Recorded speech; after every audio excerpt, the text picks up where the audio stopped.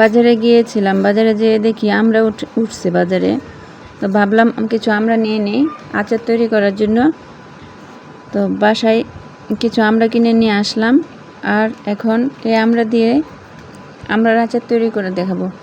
আর আমড়ার আচারটা আমি তৈরি করব তেল ছাড়া। আজকাল যেহেতু সবাই স্বাস্থ্য সচেতন, অনেকে তেলের জন্য আচার খেতে চায় না, তাই আমি আপনাদেরকে তেল ছাড়া আচার তৈরি করে দেখাবো। এখানে আমি একটি ফ্রাই প্যানে কয়েকটা কাঁচা শুকনা মরিচ ভেজে নিয়ে, শুকনা মরিচ ভাজার পরে এখানে 5 ফোড়ন ভালোভাবে ভেজে নিয়ে এটা গুঁড়ো করে নিব।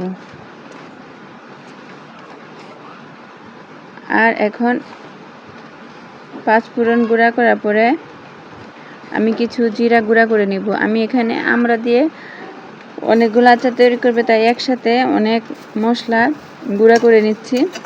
আর যখন আমরা তৈরি করব আচার, তখন আপনাদেরকে পরিমাণটা দেখিয়ে দিব। জিরাটা ভালোভাবে ভাজা হয়ে গেলে জিরাটা আমি গুঁড়া করে নেব।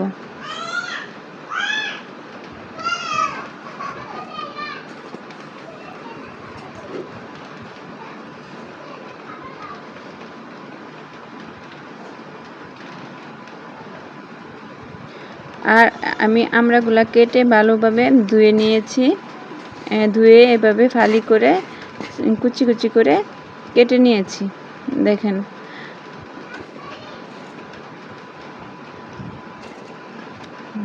এখন এখানে আমি দিয়ে দিব চিনি। এখানে আমি 1 কাপ চিনি দিয়েছি। এখানে হাফ কেজি আমড়া আছে, হাফ কেজি আমড়ার জন্য 1 কাপ চিনি। এই আচারটায় চিনি বেশি লাগে, পরিমাণে আচারের তুলনায় আমড়ার তুলনায় চিনির পরিমাণটা বেশি লাগে।